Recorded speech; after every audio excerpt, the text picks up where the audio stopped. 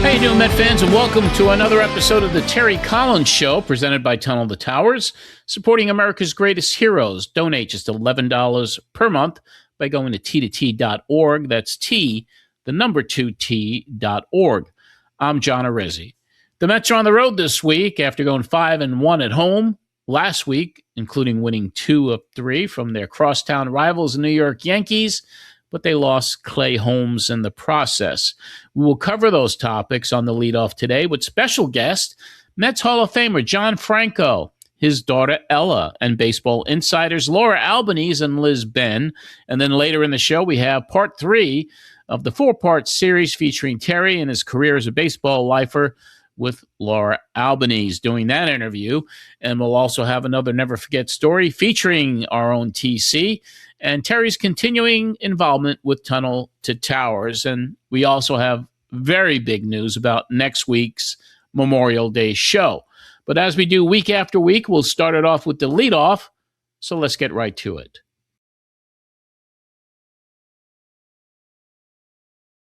On today's leadoff, we have a full panel to discuss all things Mets. We welcome Mets Hall of Famer John Franco, his daughter Ella, who graduated this past weekend from the University of Pennsylvania, and also along with Mets beat writer for Newsday, SNY's analyst and co-host of the longtime caller, first-time listener podcast, Laura Albanese, and rounding it all out, former director of Major League Operations for the Mets, currently on-air baseball analyst for SNY here in the States and TSN in Canada, Liz Benn. Welcome, everybody, to the Terry Collins Show. Hey, everyone. Thanks for having us. Hello. It's a pleasure. It's a pleasure. First of all, Ella, congratulations are in order for you.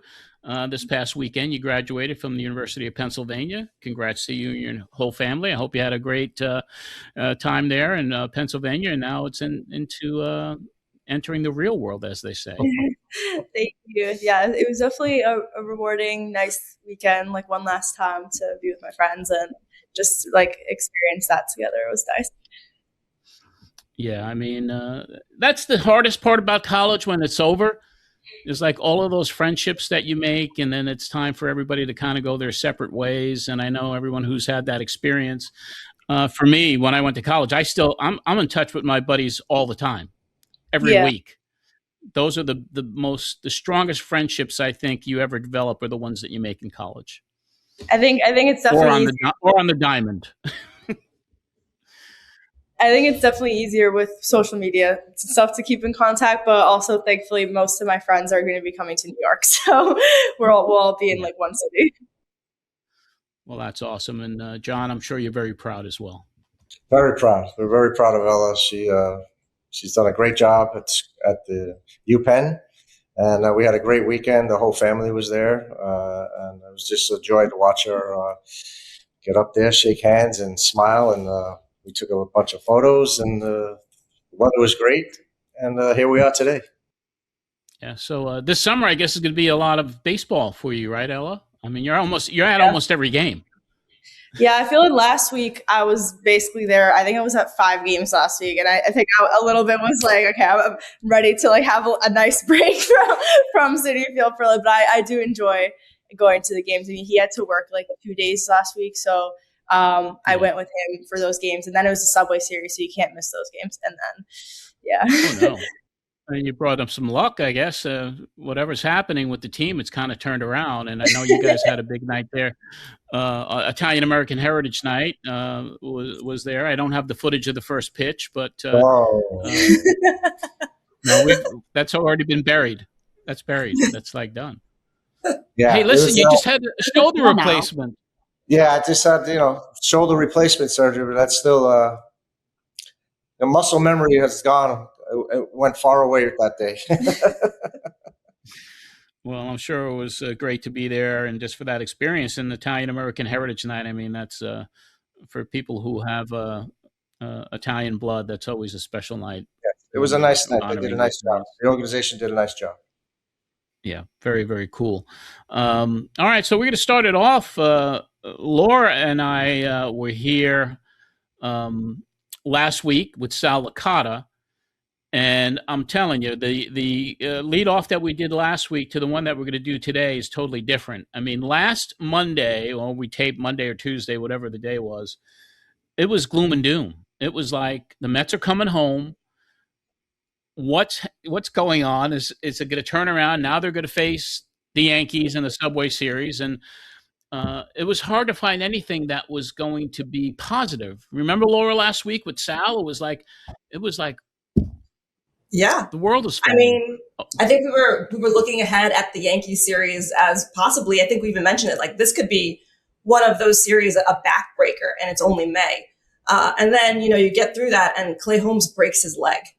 And suddenly it just seems like, okay, well, the wheels are going to fall off because Clay Holmes was the one consistent piece. I mean, this is a guy who just posted up as much as he could. He went as deep into games as much as he could, and he looked fantastic, like he had just turned the page. And now you lose him.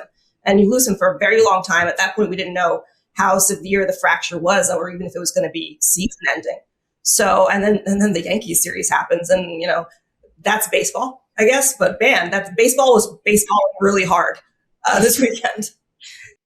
Yeah, and now it seems like things have turned around in a major way, and we'll get into it. Laura, I want to start off, and I'll throw this out to the panel, but your column that came out today in Newsday, another great one, titled Mets Medal may be the key to turning the season around, where you spoke about this new energy and this new resilience, the youth that have been brought into play, and it's kind of getting infectious right now. So talk to us, and then I'll throw it out to the panel to get everybody's opinion.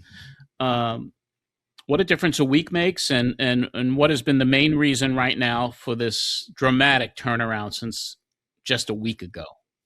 I mean, they certainly do have a spark to them. I look at some of these young players. You look at AJ Ewing, you look at Carson Bench, and they do bring a lot of life into the clubhouse. I think there's some power in youth and not quote unquote knowing that you're supposed to fail. And so they go into this and they have the confidence. They are really hard-nosed players, and that type of stuff is contagious. I mean, you saw Juan Soto being the first person to jump out of the dugout and hug Carson Bench during that Subway Series. But you're also seeing it in established players, and I had written that in the column. They've got some players with some good makeup in there. You got a guy like Tyrone Taylor, who's beloved around the clubhouse, to see him kind of come alive in that at bat, because he knew that David Bednar was going to throw that curveball, and he was ready for it, even though he's not necessarily known for his power. But I was really impressed with Luke Weaver's comments after his 2-out relief performance, where he's like, I just wanted my teammates to know that it was possible. Because Luke Weaver is another one of those guys where maybe you look at him, and if you don't know his track record, especially when he was with the Yankees, you can underestimate him. You got kind of like this spindly, wiry, quirky guy going up against Aaron Judge, who's like this demigod. And he's like, I'm not scared. I'm just going to go for it. And I think that's kind of the sort of mettle, that sort of personality these Mets do need to have.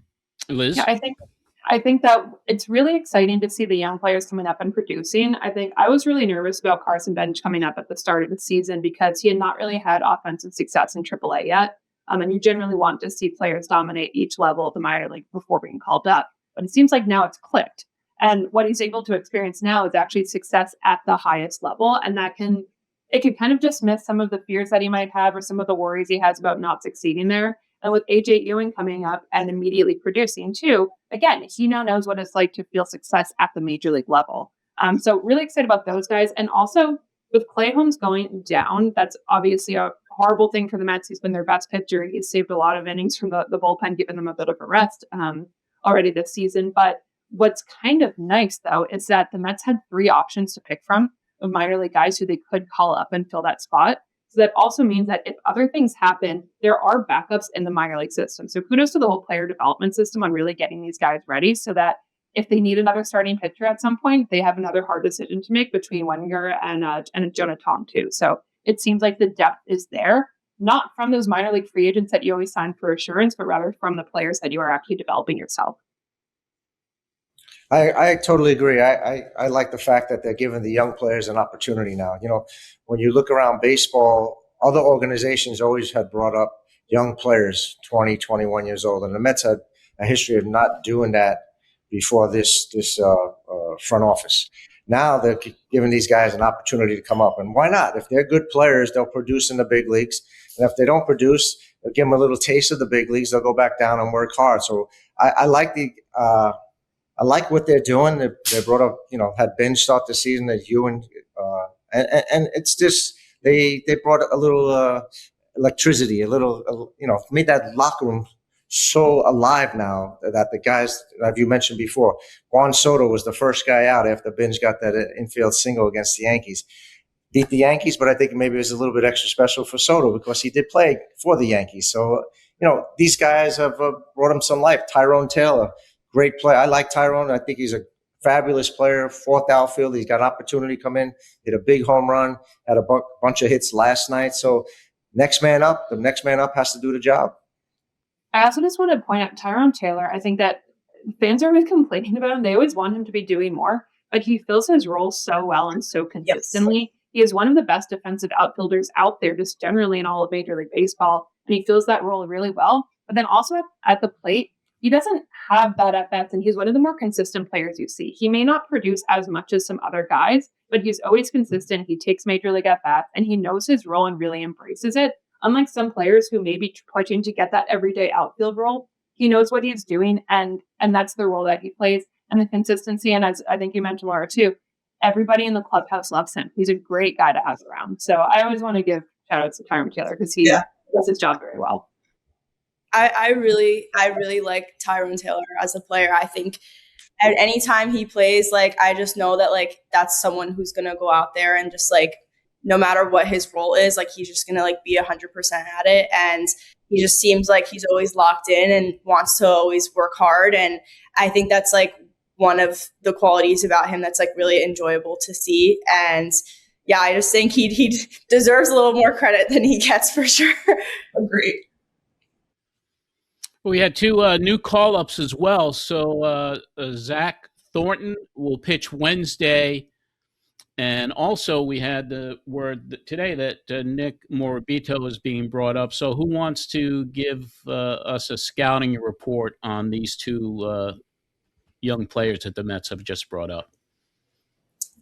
I talked to someone within player development and kind of gave me a little bit of insight on two of these guys. And Zach Thornton, he throws 5 pitches. I think the changeup is still a little bit of work in progress. He's a lefty against the Nationals, so that's a really lefty heavy lineup. In addition to that, he is not necessarily, they say, a guy who's going to blow you away. Most of his pitches kind of grade out as average or slightly above average.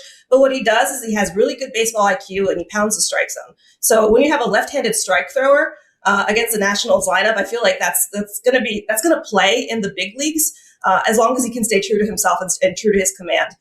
He's known for his command. Nick Morabito talking about just lefties. So this is a guy with plus speed, doesn't have a lot of power, but he does hit left-handers really, really well. So that, in addition with the speed, pretty decent fielder. I mean, he definitely right now, I think could be slotted in as kind of either a late game sort of substitution, somebody on the base paths who can give you that little bit of a spark. And all these guys are just kind of hard-nosed players. When Carlos Mendoza was talking about Thornton yesterday, he was he's not afraid. He's the guy who's just going to go after you. And as we've seen from the way that this team is currently playing, that's really, really important. So these are two guys where people enjoy their makeup, and I do think that that's going to make a difference. I also think that with Thornton, something that I actually really like about him is that he's an indie ball guy for a long time, and so he's kind of grinding through those tough areas. He's very resilient, but I think that right now he's the best fit for the Mets of kind of the 3 guys who I mentioned who they could have called up because of the command.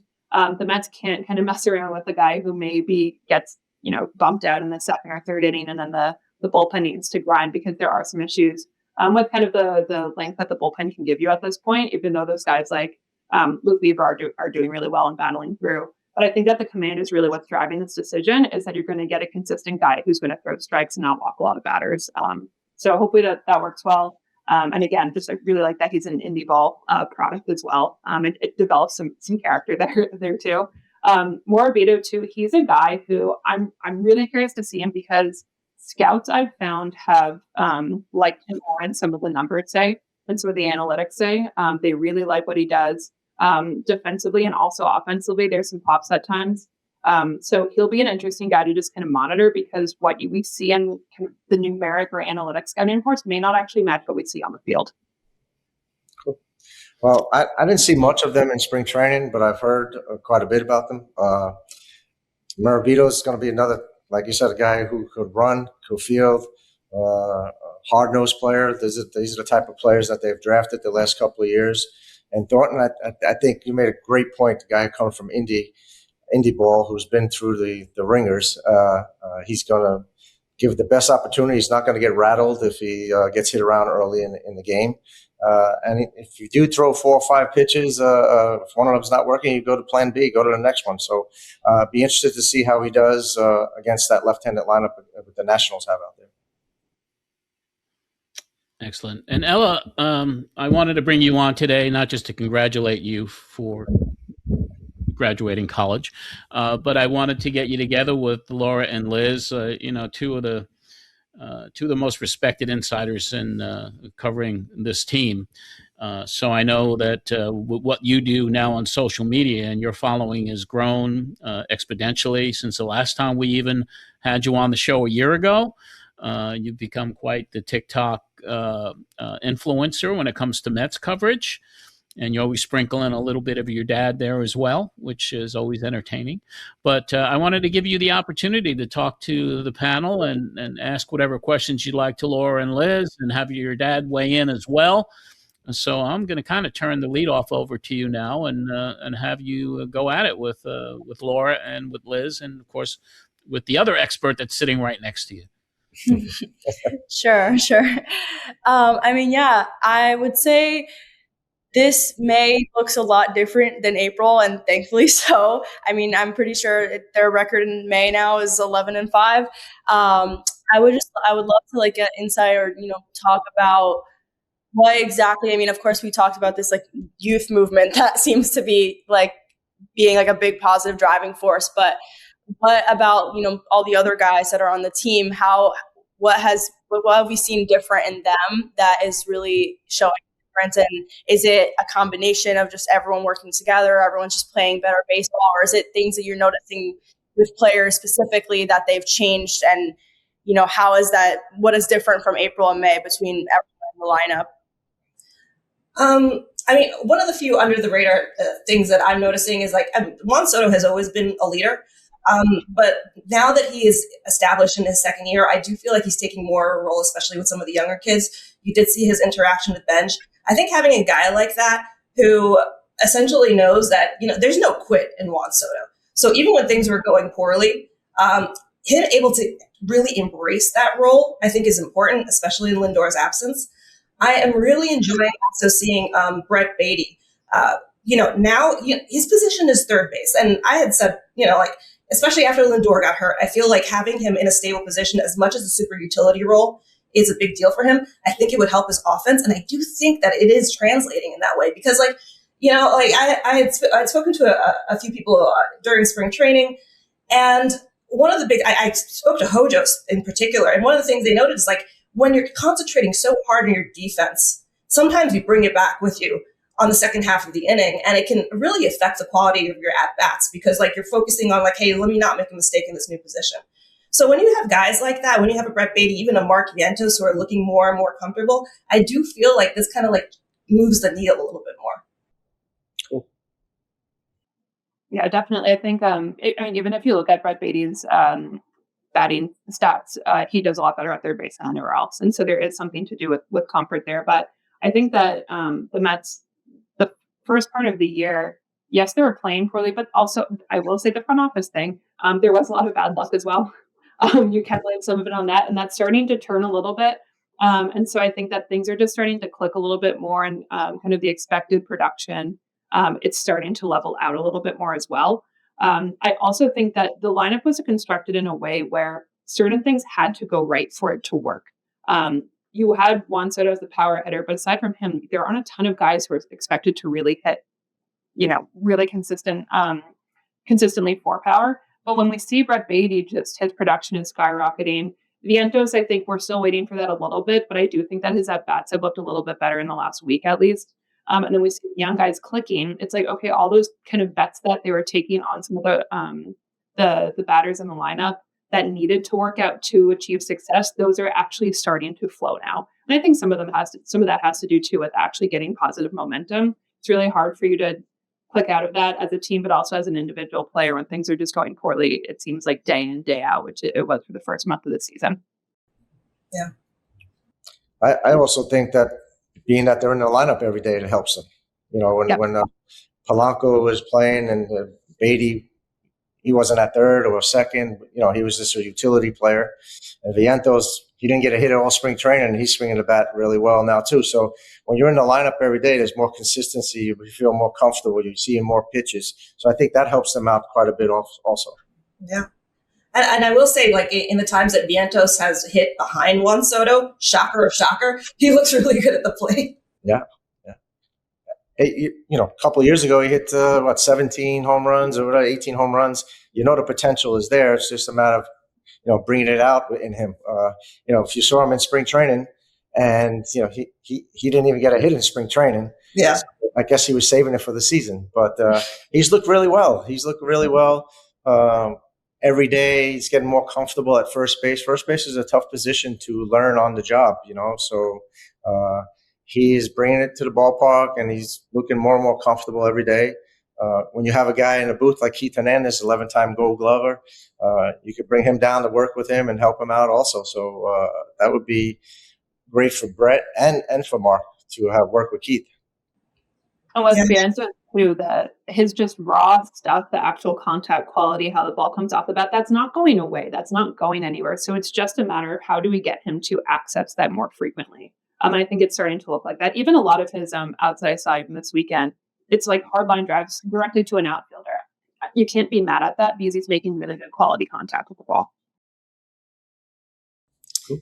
Yeah. I mean, I also was just thinking too, like, obviously I think things are starting to click on the offensive side, but on the pitching side of things, I think things have always been a little bit shaky just throughout the entire season. There hasn't been so much consistency. Like, we haven't really had a consistent rotation.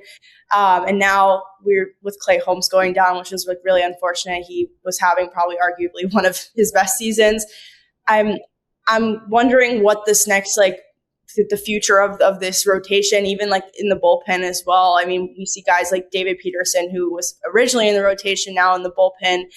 Just now with all this uncertainty, what is the Mets' next move? How are they going to proceed moving forward, or if there is even a plan, or if they're just going to kind of do with what they can with what they have? What are you guys predicting how they're going to proceed with their pitching? Pitching, I mean, it's really hard to plan out. I remember I was sitting with Billy Epler and Buck Showalter talking about, okay, roster moves for the next week or so, and I mentioned, okay, this guy's rehab's about to expire, so what's going to work out? Don't worry, it'll work out itself. The pitcher went down, and that was the spot that he took. So I think that it's tough to really plan a lot of this stuff. But again, I think that the minor league prospects that are out there, the young guys, I think that that's a really nice option for them. And also, what I'd be really curious to see is how much they will try to align certain pitchers with certain opposing teams. So Thornton is going to work really well against the Nationals, we think. But maybe Jonah Tong will be better against an opponent coming up in a couple of weeks. And because these are younger guys who have options, you may be able to be a little creative with who you're bringing up for different opponents at different times. I don't know if they'll do that. Optioning guys with the rules that they have to be down for 15 days means that they could pitch, if you are optioning them, at most once every series, once every 5 series. So it could be tough to figure out, but I think that could be a strategy for them to kind of maximize the matchups that they expect. Yeah, I think that's a really good point and a really interesting avenue if they decide to pursue it. And we're kind of at that part of the season right now where they're going to have to get creative. Yesterday after the game, usually media goes down and we go right in and we talk to Carlos Mendoza, but there was this huge lag time. And after when we finally got in, and he was basically like, well, we're trying to figure out what to do with this bullpen. We were having those discussions because that's where they are right now. And you do have to tip your hat to guys like Huascar Brazoban, who I feel like, when you look at middle relievers, they are the unsung heroes a lot of the times of baseball teams. And his ability to kind of post up and go out there and get valuable outs when a guy like Christian Scott is only lasting 4 innings is huge. That being said, he's human. Luke Weaver is human, and these guys they're getting really taxed really, really early on. So I think a little bit of that flexibility, like Liz said, like having Zach Thornton go up against the Nationals is going to be huge, but they just need a little bit more legs from their guys. That's going to be extremely important. And it's going to really just be up to Mendoza and David Stearns to kind of put this mishmash together and hope it works out at least until the trade deadline, if they are in fact still in it. John, I'm really curious how you just like see the bullpen at this point too, and what could be changed to maximize things, or what are they missing that they need? They need Sean Manaea is what they need. They need like the old version of Sean Manaea. That would be huge. You are absolutely right. That they need Sean to step up. He hasn't really stepped up in that role in the bullpen, and when he does come in, I'm not sure if he's 100%, fully 100% yet. So this is not the Sean Manaea that we saw 2 years ago. But when you have a McLean who's pitching tonight, he'll give you some length. The thing that I've been noticing about their starting pitching is their pitch count is very high early in the game. I don't know if they're nibbling or just not going right at the hitters. So when that pitch count gets high in a game, when you're at 80 pitches in 4 innings, it's going to tax the bullpen. You're going to have to use 3-4 relievers a night, and that's going to really wear and tear down the road as you get more into the season. So we do need the starting rotations to go deep into the game.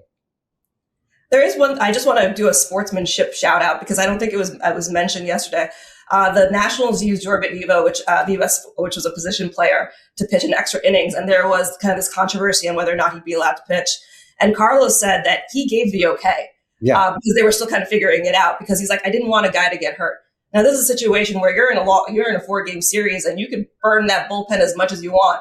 But he's like, no, I'm going to do the right thing. So like, shout out to Mendoza for kind of being a sportsman right there. But what is the rule on that? Because I saw them talking. I'm not sure about that rule. I was under the impression that it was supposed to be fine for extra inning games, but clearly there was some sort of controversy over in New York because they had to ask Mendoza if he was okay with it. Interesting. So maybe it's not discretion. It could be a discretion thing once the inning has started already. I think that might be it. That's it for the extra inning rule. Oh, okay. So instead of, if he could have started at the end, there'd be no problem. So bringing him in the middle of the inning. Oh, got it. Okay. Now I understand. Yeah, that was weird. I remember that last night, and I was so confused what was happening. I was talking about it, but that makes a lot more sense. Well, it's kind of good for the hitters who got a couple of hits against them. But then I think Soto popped up against them, so I don't think he was too happy about it. But a couple of hitters who could use the extra hits and extra RBIs, more confidence, the more confidence, the more confidence, the more confidence. It's a builder, It doesn't matter who is out there pitching when you get a base hit. But when you do make an out against a position player, there's going to be some ragging in the dugout about it. That's for sure. And it's something that I was thinking last night was just, fine, it wasn't against like a super competitive pitcher at the time, but it's letting the guys actually like feel success, and it's just gaining like little bits of success, which even if it's not something that they're kind of consciously thinking of subliminally, it does affect it. Like for example, like going to more technical baseball stuff, but the traject machine. The traject machine, we all know at this point, it perfectly mimics the pitcher who's actually on the mound. I'm aware that some teams, guys will not use it before the game, even though you would think intuitively you want to see the stuff. But because it's the real stuff and not the BP machine, they fail a lot more. And that can actually translate to the results in the game. So like last night, even though they're hitting against a position player, they're feeling success, and that is going to, make them feel good and hopefully carry into tonight's game. And I hope the position players realize pitching is not that easy. So not everybody can do it. So when you're out on that mound, especially when you're 60 feet, 6 inches away from a big league hitter, you have to be very aware of that ball coming back at you very fast. Yeah, I was always like, man, that does take some guts to just like be there. Ball comes out of a guy's bat like 111 miles an hour, and you're just in. Exactly. It's pretty scary for someone who, if they don't do it day in and day out. Yeah. Yeah. Well, speaking of, my dad was talking about like confidence and like gaining more confidence. I mean, last night seemed to be a good night for Bo Bichette, but in previous games, I think so far this season hasn't turned out exactly as he would have envisioned. And he even came out and said that being part of a new team, like he wants to be a guy that can help his team. And that hasn't really gone that way for him. I know that this is a guy he was brought in because he's a very consistently good hitter, and I obviously am waiting for that turnaround for him. But I mean, just in how he has been playing this year, I'm trying to think what it could take for him to turn around. Is it a matter of mentality? I don't know. I would love, it's really interesting how going to a new team, sometimes these guys sometimes start a little bit slow. I mean, we saw that last year with Juan Soto, but I'm wondering about him and his trajectory for the rest of the season. I think that one, I was trying to think about it earlier, because last time Laura and I spoke on this podcast, you were saying, he can be at shortstop and get some consistency and some comfort there because he spent his whole career there. That hasn't really turned out yet. So it's a little bit further back. And last year during the postseason, he was injured and not able to play until the World Series. And so he kind of hasn't really had healthy playing consistency going back into earlier last season. And so that, plus changing organizations for the first time in his career, the Jays drafted him and everything, so he's never changed. That's a lot of discomfort and kind of having his routine shaken around. Plus not performing, that's going to affect him when that has been the whole narrative around his role. So I think that there's a lot of, my guess, who knows, but my guess would be that there are some mental blockers that he needs to get past, and he needs to just achieve some consistency. And I'm really curious. I wish I was back in the clubhouse seeing how the coaches are handling that and how they're going about that, because there's different tools that they can use. Is he a guy who does well with the mental skills coach, or is somebody who just needs to do it on the field? So I'm just really curious kind of what's going on in the background in order to establish that consistency and little taste of success for him. Yeah, I tend to agree with you. And you're also looking at a guy who can opt out at the end of the year. So there is also kind of like the logistical part of that. Like, this could be my entire life. This could change a little bit of the trajectory of my life as well. He did. There was an article where he came out when he had an interview where he's like, he almost didn't expect things to be this different in New York. It harkens back to some of the comments that Brandon Nimmo made when he was spoken to a couple weeks ago, where he's like, I didn't realize kind of how different Texas is than New York, because I had spent my whole life in New York. And so kind of taking it from that perspective, now you have a guy in Bo Bichette who spent his life in Toronto. It's a different country. And so and you come here and it's all new teammates because like the core was blown up. And he also hit into a good amount of bad luck as well. And I do think that kind of like starts kind of perpetuating itself. We're just like, oh man, nothing's ever going to fall. Is something wrong? And it kind of, so for me, I might be wrong, but he does feel like one of those like prototypical guys where he's like a couple good hits away from kind of getting into a groove where you're going to see the Bo Bichette that you saw with the Blue Jays. Totally agree. I spoke to Bo about 2 weeks ago, and I just told him, just be Bo. Be Bo. Don't try to hit a home run. Don't try to, this is a tough place to play. You play in Toronto, you don't have the press coverage that you have here in New York City. New York, Philadelphia, Boston, I would say those are probably the three toughest towns with the press coverage. In Toronto, he had maybe 3 or 4 writers. Not here in New York. You're going to get 15, 20 people in the locker room every day talking, when do you think you're going to come out of your slump? What I try to get across to him is don't try to do too much. Don't try to be too little. Just be Bo, the Bo Bichette that got you here today to sign that big contract. He signed a big contract. Maybe he's trying to be doing a little bit too much. And I told him, just be that Bo hitter. Hit the gaps. Everything else is going to fall into place. And he's putting a lot of pressure on himself, obviously, with that big contract. But I think he's going to be fine. Yeah, I just want to touch upon Bo before we wrap up the leadoff. Bo also in the interview said that when he signed the agreement, he was signing a 3-year deal in his mind. I watched Bo when he was playing for Toronto and with John Gibbons when I did the podcast with him, and Bo is going to step up. But it was surprising in a way to hear, like, when I signed this deal, it was a 3-year deal. So we'll see how it goes this year because, with a healthy, a good, and a productive Bo Bichette, it could take the team to places that we certainly need to be at for the remainder of the season before they eventually get Francisco Lindor back. And then there are other decisions that need to be made when that happens later this season. But as a final observation, everything has turned around in the last 7 days. We hope the momentum continues. So, in all of your viewpoints, what is it going to take for everyone out there to say, all right, now we're back in it? We're well on our way, it seems, but is there anything else that you can give as final thoughts to give everybody optimism that this is the turnaround that everyone's been waiting for? Me as a former player and have been in this locker room, have been in the locker room before with teams with losing streaks and winning streaks. Just try to win every series, 2 out of 3, 3 out of 4, sweep a series. Don't just try not to get into those prolonged losing streaks like they did in April. And if you can get 6, 7 game, 8 game winning streak, which they're very capable of doing, that'll change things around. And right now things have changed around. They've won a couple of series in a row. I think they lost a tough series in Arizona, I believe. So right now things are going well, and hopefully they just continue. Be more consistent. Score more runs than the other team. That's what it comes down to. Yeah.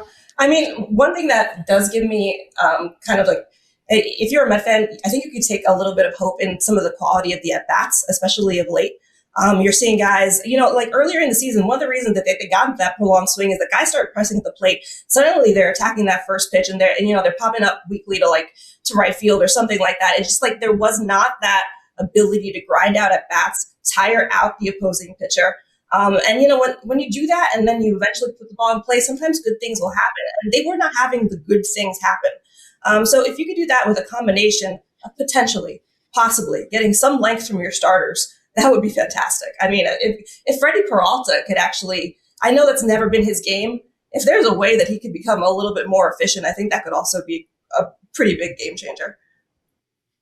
Yeah, I would. I mean, my thought was the same as Jonathan's. Just win some series, and also as much as you can win series, win games, win innings early, so that it alleviates some pressure. If you end up winning the first 2 games of a series, the third one there's not as much pressure there. But what I think Mets fans can currently take some hope out of is the fact that they fought back and they keep fighting back. And that was not something that we saw at all at the start of the season, is that once they were behind, and that was going to be the result of the game. But right now they're showing some more resilience, and they don't always automatically feel out of the game when they do trail behind the other team. So I think that that's something currently that we could be excited about. I think that the one thing that I was very impressed with this team is that when they won the losing streak, there was no finger pointed. Mm-hmm. There was nobody blaming anybody. They all took the blame themselves. Nobody pointed the finger at the starting pitching or the hitting. There was no finger pointing, and that's very important. It seems like clubhouse chemistry has really come together as well. Like you said, John, no one was pointing fingers in the bad times. And now just to see a guy like Juan Soto run out and embrace Benj. I mean, Juan has become kind of this almost like silent leader in a way, like he's not as vocal as like Lindor, but he's leading by example, and he's got this stoic, like, I'm here to do business, but he's also having fun, which is, I think, more fun than we've seen him in the last year and a half. Right. He's getting comfortable. Yes. And a comfortable Juan Soto is always a good one. And it kind of reminds me also, when you take a look at the Mets in Washington, that's where he started. And I think Washington was 19-31 the year they won the World Series. And so, hey, anything can happen. All we know is it's a crazy game. It's a long season. And with everyone throwing themselves off of cliffs a week ago, we're kind of like standing up on that mountain now saying, like, can we sustain this and enjoy the ride, because there are ups and downs. And John, you've gone through it throughout your season. There are ups and downs. And when you catch a little momentum and a little fire, that can kind of pace the rest of the season. Wouldn't you agree? Absolutely. Peaks and valleys. You want to just try to be consistent all the way through. Yeah. Well, as we always do, we want to thank everybody for coming on the show today. And before we let you all go, and starting with Ella, please let our listeners, our viewers know where to find you on social media, and give us your plans for the summer. I think there'll be a lot of baseball this summer for you. Yeah. Well, I'm both on Instagram, X, and TikTok. I think my Instagram and X, you'll probably just search up my name. I will be the first person to come up. And then TikTok, I think the same thing. But I think for the summer, there'll definitely be a lot of baseball. I think we're going to try and go to the All-Star game too, which will be fun. Last time I went to an All-Star game was in Cincinnati, like 11 years ago, whatever. So I was like a baby, but it'll be nice to go and experience that again. Hopefully some traveling as well, just enjoying the summer. Last summer, I might just be like enjoying my life as a kid, but just trying to have a nice, relaxing, fun summer. There'll be a lot of taking your daughter to work during these next couple of days. Oh, I'm sure. Are there any Knick games in the future here for you, John? I will be there tonight. That's for sure. There you go. Yes. We usually see you there right in the front row. But let's go Knicks. I mean, it's exciting to see this, and this could be the year. Very exciting. Very exciting. The Garden is rocking. The Garden is rocking. Then the Garden and MSG, they've been very nice to me and my wife, giving us some tickets to the games, and we enjoy going to the game, and supporting the team. Excellent. And Laura, then Liz, how can everybody find you and follow you on social media, and where can they read your stuff and see you on TV? You can read my Mets coverage at newsday.com/Mets. You can find me on Twitter at Albanese Laura, on Instagram as Laura Wright Stuff, and my podcast, first time listener, long time caller on Spotify, Apple, et cetera, et cetera, et cetera. And I'm on a special guest. Before we get to you, Liz, I just wanted you got a special guest this week, right? On your show, Laura. Oh yeah, John and Ella were guests on my show, which the episode's going to drop later today. I didn't know that I was going to see them like a couple minutes later. You guys are besties now. And Liz, go ahead and let everybody know where they could find you. I'm on both X and Instagram. X, I'm at Liz Benn, BENN, and Instagram at Elizabeth.Ben. And then I'm on SNY, occasionally on Baseball Night in New York. There you go. All right. I want to thank everybody for their time today, and we'll talk to you all real soon. Always great having the entire panel here on the show today, and we had a full one for sure. And we will be back with Mets Hall of Famer John Franco right after this word from Mets manager Carlos Mendoza on behalf of Tunnel to Towers.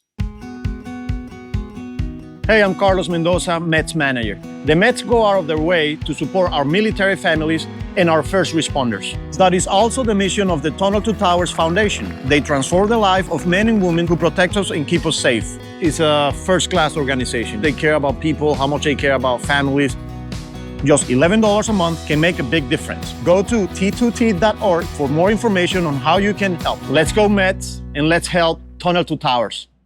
Okay, we're back with John Franco. And John, of course, always a pleasure to have you here with us. And you got some special things coming up for Met fans to take a look at and look forward to. Hall of Fame inductions coming up. There are two of them this year. The first coming up on Saturday, May 30th, with Bobby Valentine and Lee Mazzilli being honored. And then the second one with Carlos Beltran taking place in September. I wanted you to talk to us a little bit about Bobby and Lee and how special this is to you because of the relationships you have with both of them. That's very special. I mean, it's long overdue for both of them. I'll start with Bobby. What could you say about Bobby that hasn't been said already? What Bobby did during 9/11, the way he juggled being a manager of the baseball team and juggled the 9/11 recovery efforts and how he was involved. Bobby's a great manager, probably the best manager I played for. And what he did off the field during 9/11 lead us that way also. He didn't put any pressure on any of the guys to come out and unload tractor trailers or go visit firehouses or go see kids of the police and firemen who had perished. He just put it out there, and to a man, we all accepted it, and we all wanted to help. A bunch of us went down to Ground Zero with Bobby, and I'm sure you've heard it before. We weren't sure if it was the right thing to do to go down there, but once we were down there, we were happy that we did go down there. And Bobby was the leader. I always say if you want someone in a foxhole with you, Bobby's the right guy to be in that foxhole with you. And with Lee, I know Lee a long time. I always kid around with him, at least 5 years older than I am. So I always just say, I love watching you play as a kid. But we have a special relationship. You know, he's from Brooklyn. I'm from Brooklyn, arch rival high schools. He went to Lincoln. I went to Lafayette. And just over the years, our friendship grew stronger and stronger. When he was coaching with the Yankees and I was still playing. Even I think I might have faced him maybe once or twice. I'm not sure, when he was with Pittsburgh in the 80s. But he's a lot of fun to be with. He's a great family man, and I'm happy for him. That was very long overdue. He was the face of the Mets in the 70s and early 80s. He was the first matinee idol that they had. I remember back in 76, I think it was, where they had Lee Mazzilli poster day. And when he'd get up to the plate, the girls used to scream. And it was kind of this matinee idol. And he was such a big part of that limited excitement the Mets had in that during that era. But then he came back in 86 and was part of the World Championship team. So that was wonderful for him. And someone who has such a connection with the franchise over all these years, and to be honored to go into the Hall of Fame.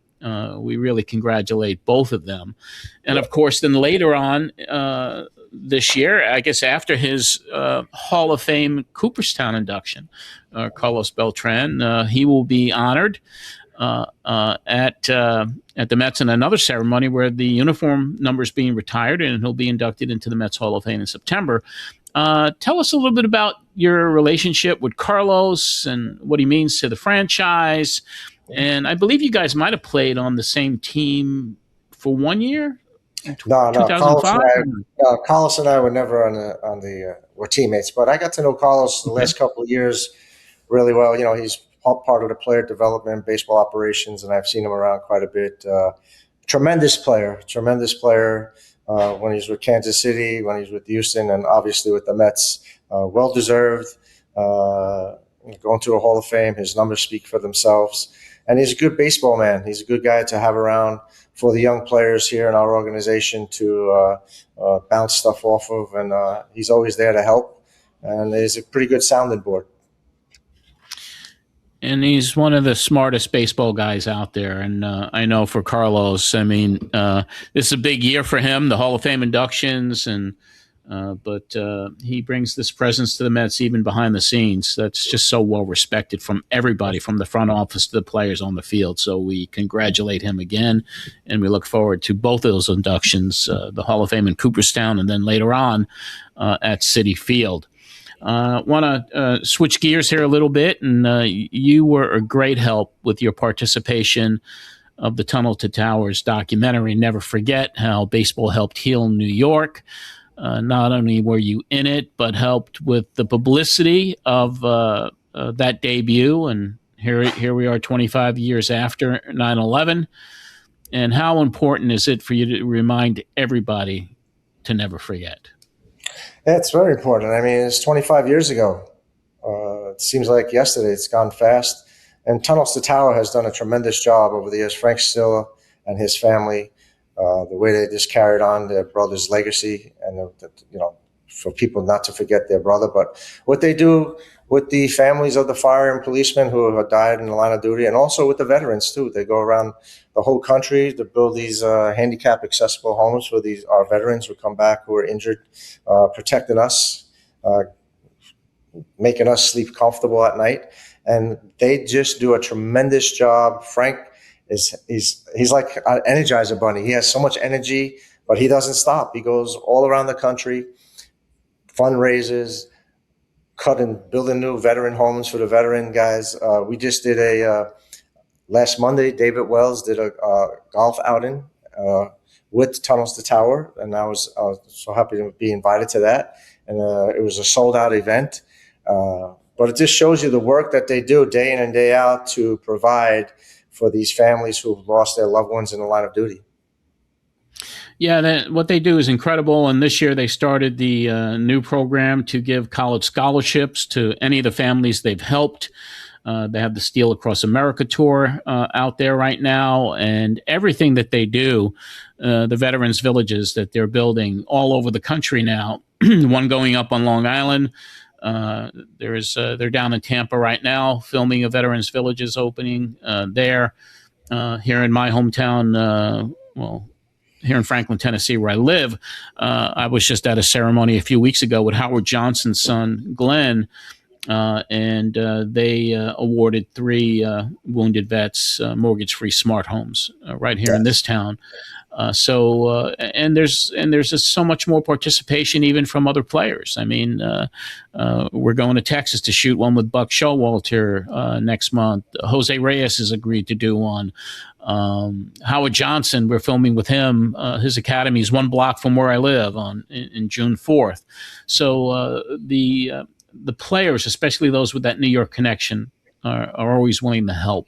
And that's why this documentary that's now going to be available for all of our viewers and listeners of this show to watch beginning on Memorial Day.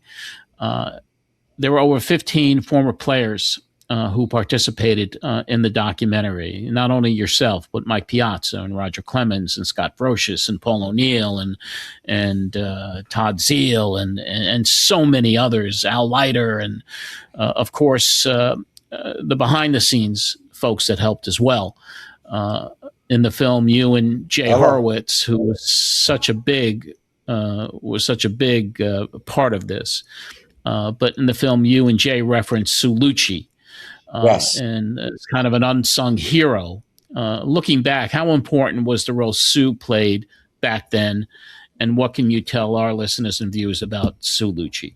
Well, like you said, Sue Lucci was an unsung hero. She coordinated the relief efforts, the staging area at Shea Stadium. Put hundreds of cots inside the stadium for the volunteers, the firemen, policemen to sleep on after they were down at Ground Zero working. And these are firemen, policemen, volunteers who came from all over the country to help out. She also coordinated in the parking lot when tractor trailers were coming in with all kinds of goods, batteries, boots, shovels, whatever they were bringing, water, cases of water from all over the country. She was there, had each section roped off, where to go, what to do, and she was behind the scenes. She had a big chalkboard. Okay, section Zone B, this is what is here. Zone C, this is what's here. So she is the unsung hero. She deserves so much credit for what she did on this relief effort that a lot of people don't realize and don't hear her name much. You know, the players that were there, we get all the accolades, and of course we were there helping out, but she's the one that put everything together. And I'm so happy that she's finally getting recognized in this. And the documentary, they did a tremendous job. I saw it. It was a tremendous job by everyone who was involved, former players, non-players, the Silla family, the Tunnels to Towers. It's a very, very great documentary, and I hope everyone enjoys it as much as I enjoyed watching it. Well, they're going to get the opportunity to see it next week, beginning on Memorial Day. And I can't watch, and I've seen it now at least half a dozen times. And the things that stand out to me was the behind the scenes of how he rose, the call with Piazza's home run and how the networks were saying, tone it down. And that's why he said, this one's got a chance. And all these little backstories. And Sue, of course, is featured prominently in it, as you are, and Jay and Mike Piazza and everybody else that was associated with it. I think they did a fabulous job with this. And, it's 25 years now and for the documentary to come out. And I know Todd Zeal has one that also is coming out that focuses on that time period 25 years ago. So, we certainly wish him the best with his, because I'm sure it's going to be fabulous as well. But we appreciate all the participation that we've gotten, and all the players and all the front office personnel and the broadcasters who said yes to do this film. So we'll get to see that Memorial Day right here, the Terry Collins Show. And it is the 20th anniversary of 9/11, John, coming up. And on that day, the Mets are playing the Yankees at Yankee Stadium. Do you plan on attending? Is it too early to tell, or do you know what's going on that day? I'm not sure if I'm going to attend, but if I'm around, I would love to go. Obviously, it's a tremendous day for both organizations because the Yankees did so much also, along with the Mets and every sports organization here in New York City. Football teams, the basketball team, the hockey teams, everybody got together and did a tremendous job and helping out one way or another. So if I'm around 9/11 and get invited to Yankee Stadium, I surely will be there. I love the fact that the players get to wear the hats of the FDNY, the police department, the emergency management office, all of that. So that's very important, very respectful, and to honor these agencies for the men and women who had passed away during 9/11.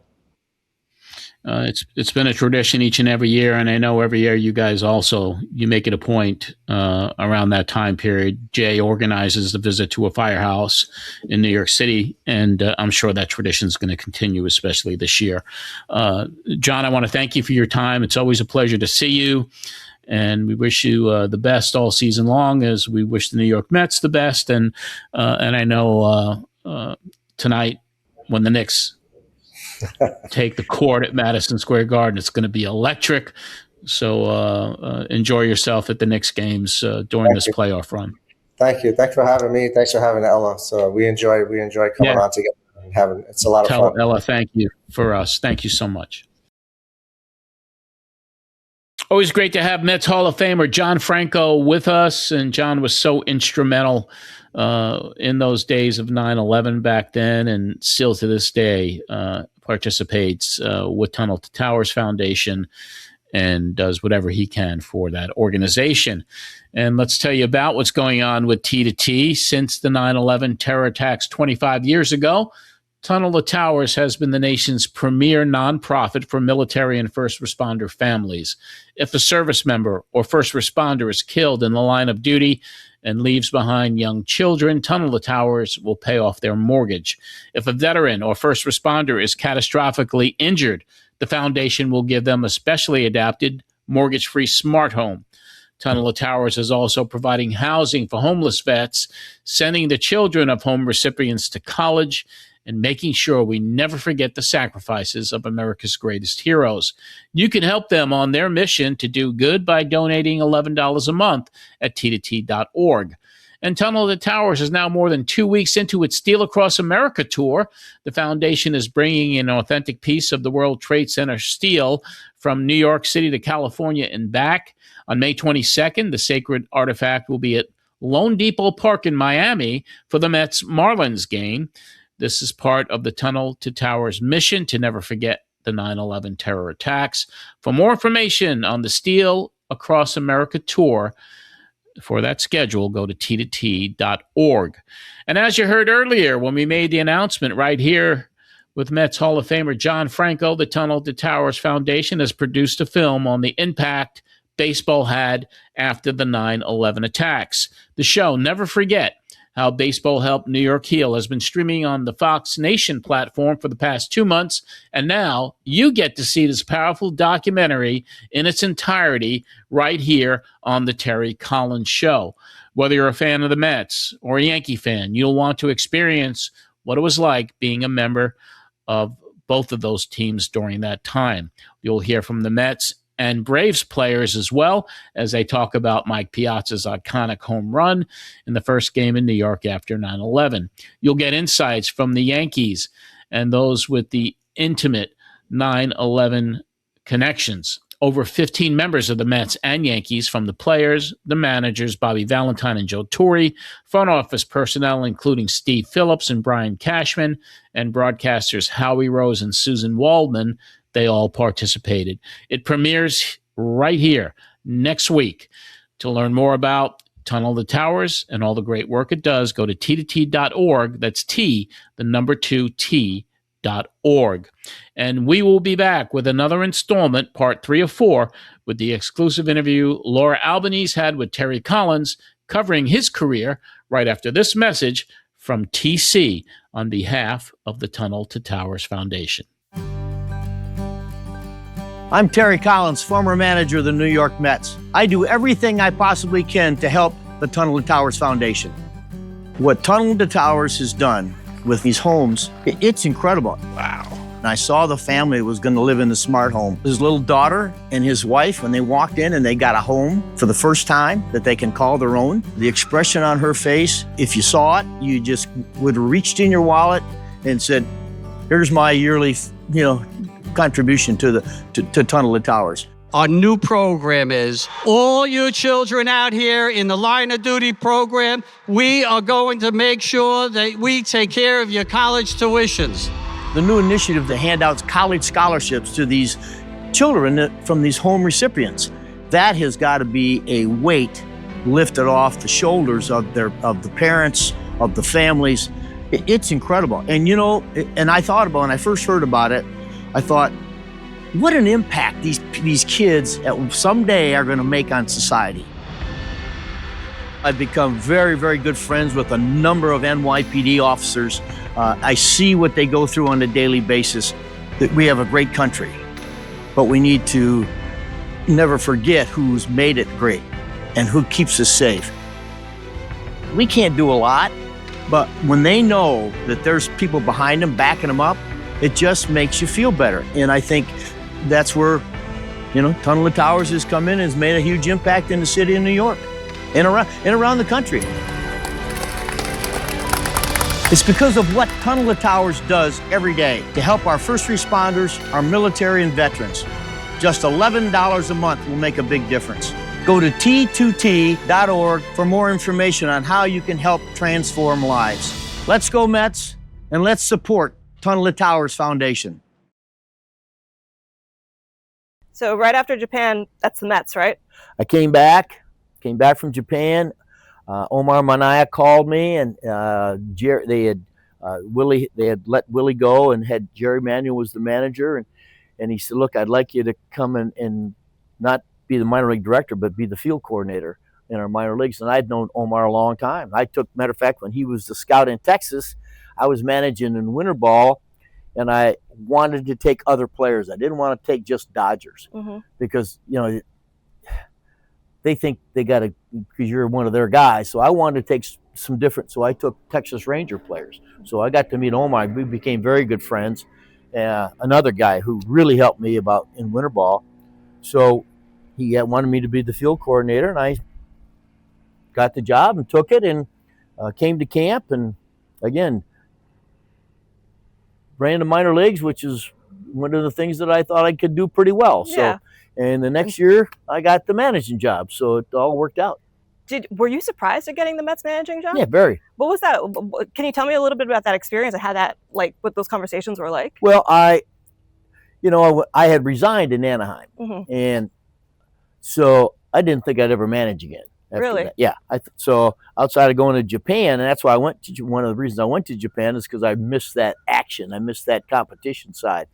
So when I came back and got the farm director's job, I was in Arizona watching the Arizona Fall League when Sandy Alderson became the general manager and called me and wanted to talk about the minor leagues. And when we were there, he asked me if I had any interest in possibly managing again. So I said, well, of course. I mean, I love managing. And so, I got interviewed for that, and I got a second interview and a third interview. And when he called and he said, hey, we'd like to offer you the job as the manager of the Mets, I was in heaven. I can't imagine. You think it's never going to happen again. Exactly. And then it's the biggest market. Biggest market. But fortunately, I had great people behind me, and him being the number one guy. Yeah. And his backing and how he, there wasn't. We talked every single day, and I listened to what he had to say, but he let me do my job, and that's. And I'm not criticizing anybody because I'm not in the clubhouses today, but, we'd talk about lineups and I wrote them. Yeah. And he'd make suggestions and I still wrote the lineups what I thought was best. And I respect him to this day for letting me do my job. When they did hire you, do you know exactly what made you such an attractive candidate to them? Did they say, okay, we like this and this about you? I do not. I never asked. You never asked. I never asked. All I know is I got the job. That's all that matters. Yeah, and I got the job. But I will tell you this: I did say to myself when I got the job, have some fun with this. Mm-hmm.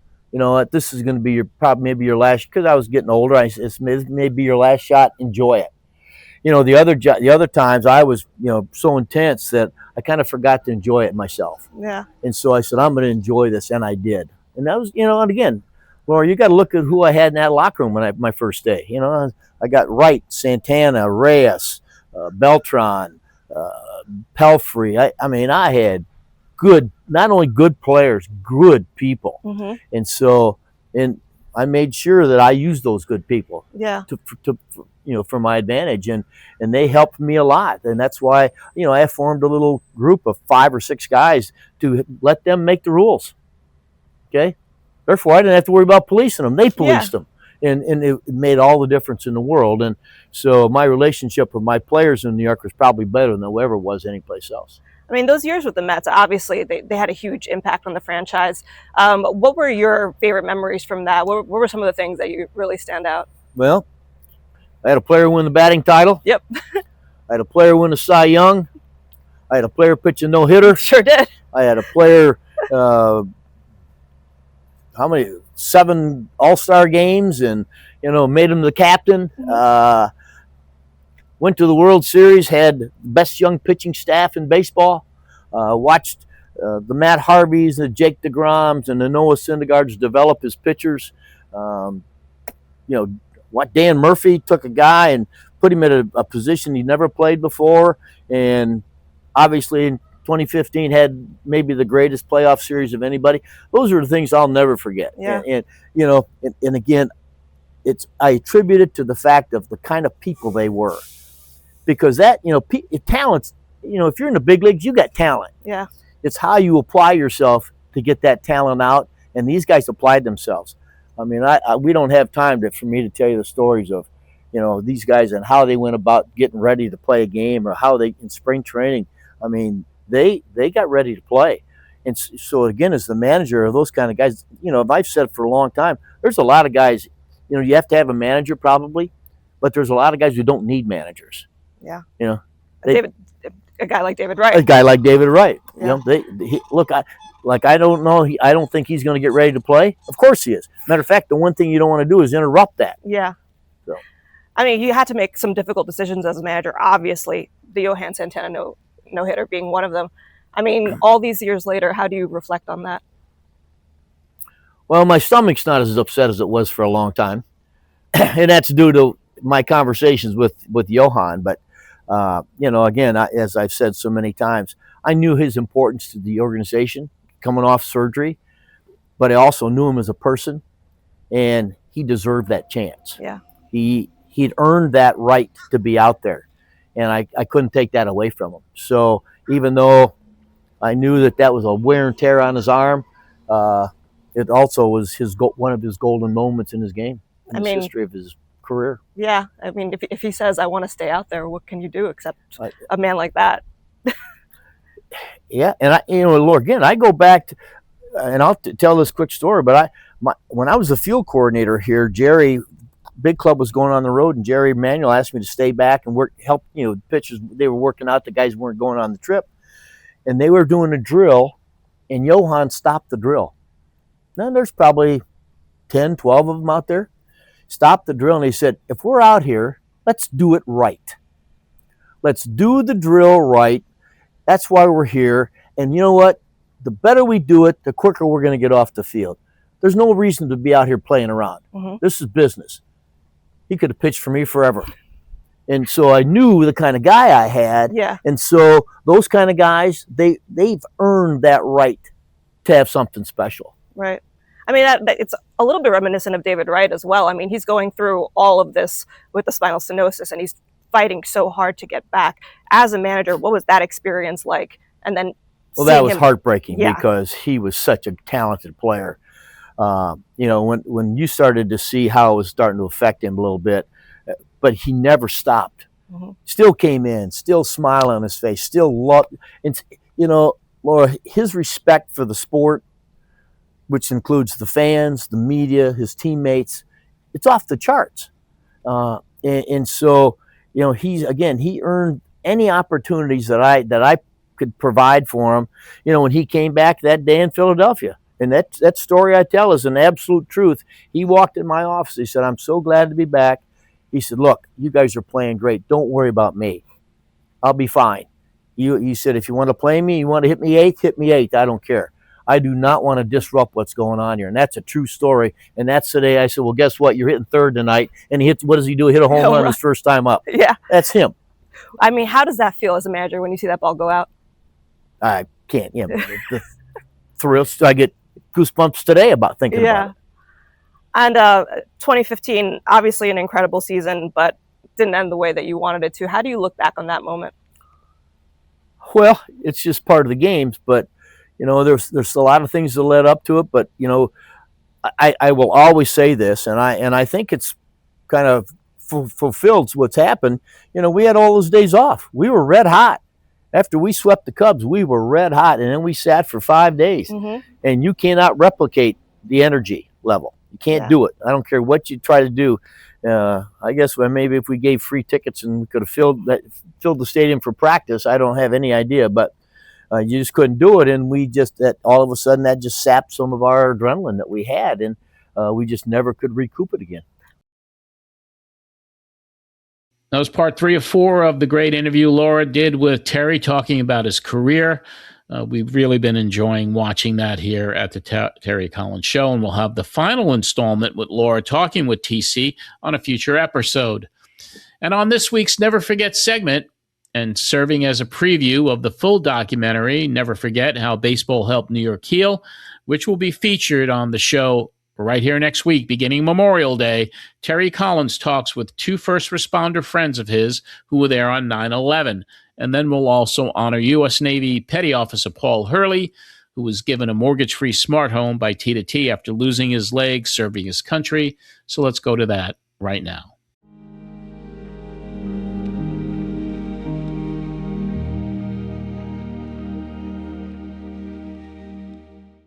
Former New York Mets manager Terry Collins now lives in Florida. He's become close friends with 2 former responders from New York who moved there due to health issues related to 9/11. I know there's a reason why you guys are here in Florida. Yes, sir. Yes. Respiratory diseases that I got from 9/11 in recovery. And they found that I had Mycobacterium avium complex, chronic bronchitis, chronic sinusitis. I actually got sick last year for a constant cough. Yeah. Passed out twice, got stitches, staples, and this weather's so much better down here. Which department were you with? I was a member of the New York City Fire Department. Remember the Department of Sanitation, New York City. Tell us about some of your experiences when the towers were hit. Well, I was actually home, and I said, "Oh my God!" I said, "We're under attack." And I knew I lost a lot of friends right off the bat. A lot of cousins that were on the police department that were down there. And I recall my father thinking we lost a whole generation of my family. Wow. We started going down to the site, and they just told us, clean up whatever you see. It was just dust. I lost 2 good friends. I just lost one 2 months ago from cancer from 9/11, and the other one was last year. So when I got sick this year, they were basically thought I had cancer. I was sick for a good 10 months this year. And thank God, it just came back. Well, no cancer, of course. Yeah. You guys are certainly personify what everybody thinks, first responders are all about. Terry is committed to Tunnel to Towers. You'll find him taking part in the annual 5K run and attending many other Tunnel to Towers events. He's there to support the mission of T2T, especially helping the survivors and families of rescue workers. Today, we're giving a brand new smart home to one of our great heroes, Paul Hurley, and his family. He gave so much in sacrifice by being injured in the line of duty in the military. Wow. This is a wonderful home designed especially for Paul and his injury.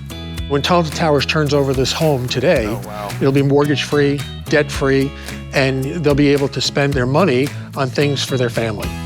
I come from a military family. I grew up on a military basis and kind of seeing the sacrifices that everybody was making, and that was a big motivation for me wanting to serve.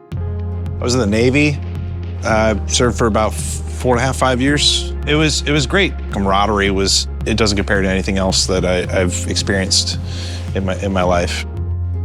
I got hurt and I lost my leg.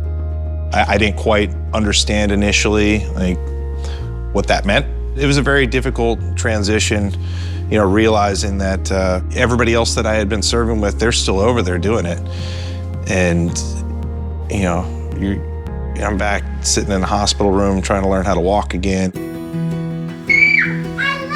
I got a phone call. It was somebody from Tunnel to Towers. Said, congratulations, your family was accepted in this program. And I remember it's just kind of an out of body. It's like, is this real? Is this really happening? I was so excited. The house is absolutely everything we could ever imagine and dream of, for sure. Wow. Besides you choosing, Paul, besides you choosing. Tunnel to Towers is a selfless organization that has changed so many lives of people that have done so much for the country. I'm so thankful and grateful to have an organization like this in my life, to have people that care. Join us in supporting our nation's heroes. Go to T2T.org to make a positive impact. And once again, with next week's Memorial Day show, we will show the entire documentary, Never Forget How Baseball Helped New York Heal, right here on the Terry Collins Show. You won't want to miss it. Our friends at Coachs Collectibles have come up with some incredibly rare signed Mets memorabilia, and they are making more of that available to fans right here at the Terry Collins Show. They are, after all, your source for guaranteed 100% authentic pieces of Mets history. This week, they feature Mets Hall of Famer John Franco. Some of the items available are signed replica jerseys of the former Mets captain, including a black jersey from 2001 with the 9/11-01 patch on the sleeve, personally signed by John Franco. There are signed 2000 Topps cards there as well, and inscribed baseball. But the rarest of rare items are available this week as well. In the 64-year history of the New York Mets, there have been only 4 captains given that honor, and there might not ever be another name based on Steve Cohen's comments earlier this year that there'll never be a captain as long as he owns the team. Well, Don from Coachs Collectibles has up for grabs signed and inscribed baseballs by those 4 Mets captains, Keith Hernandez, David Wright, John Franco, and the late Gary Carter. If you want a collector's piece signed by all of the Mets captains, there's only one place to go. That's CoachsCollectiblesNewYork.com. Just put John Franco in the search engine, and you'll be able to own these ultra-rare items signed by John and the 3 other captains in Mets history. And don't forget, use the TC Show code for free shipping, and plus 10% of all sales go to the Tunnel to Towers Foundation. Go to CoachsCollectiblesNewYork.com for more information, and be sure to follow them on Instagram and Facebook as well. And once again, as we wrap it up for this week, we'll have that special Memorial Day edition of the Terry Collins Show where fans can watch that entire documentary right here. And then TC will be back with us in a couple of weeks when we will tape our June shows. And we look forward to the guests that we are already working on for when TC is back the first week of June. So don't forget, next week, Memorial Day show. It's not going to be a regular show, but we'll show that documentary. And we want to let you know as well that you could follow the Terry Collins Show on Facebook, Instagram, and X. Listen on all podcast platforms and subscribe to our YouTube channel. Every full episode since the debut of the show in 2024 is there, and we release highlights from the show there each and every day. Subscribe now by going to youtube.com/The Terry Collins Show. That'll wrap up this edition. Thanks to our creative director, Marsh, and to our researcher, Dominic DiBiase. For Terry Collins, this is John Arezzi. Thanks for joining us, and have a great week, everyone.